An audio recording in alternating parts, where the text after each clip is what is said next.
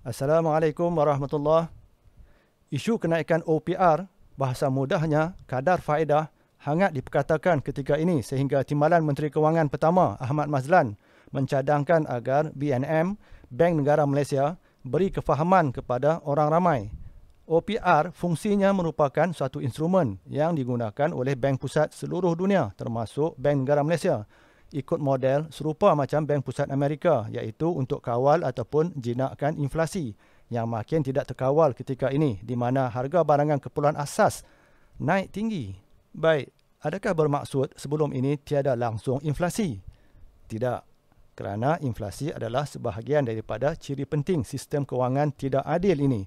Inflasi telah pun ada dan ditetapkan 2% sejak hari pertama lagi Bank Pusat Amerika ditubuhkan tahun 1913, di mana sistem ini tidak dapat bertahan lama tanpa adanya inflasi.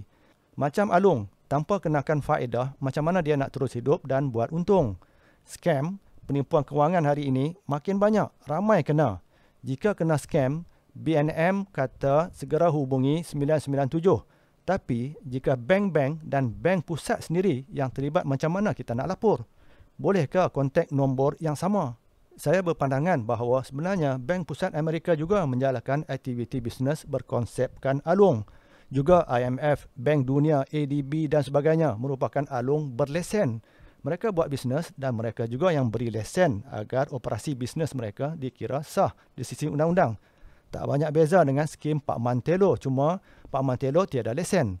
Bank-bank ada lesen. Modus operandinya sama, pusing duit pengguna. Apabila orang ramai tidak lagi serah wang, maka skim yang sifatnya palsu ini runtuh dengan sendirinya.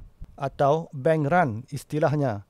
Bank run bermaksud bank tiada wang nak kembalikan semula kepada semua orang yang datang nak keluarkan deposit mereka.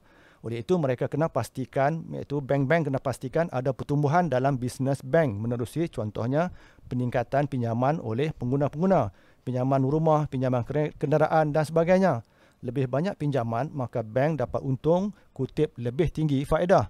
OPR macam naik sedikit 0.25%. Tapi kita dah lihat dalam video sebelum ini berapa bank untung.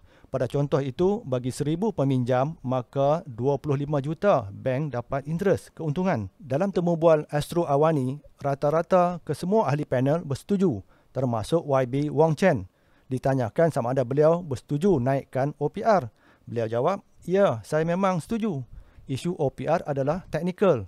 Pakar-pakar ekonomi kita sebenarnya yang terbaik di BNM. Mereka mempunyai data yang cukup dan boleh buat keputusan sendiri. Kelihatan wakil rakyat kita cakap bagi pihak bank, bukan bagi pihak rakyat yang pilih mereka ketika PRU.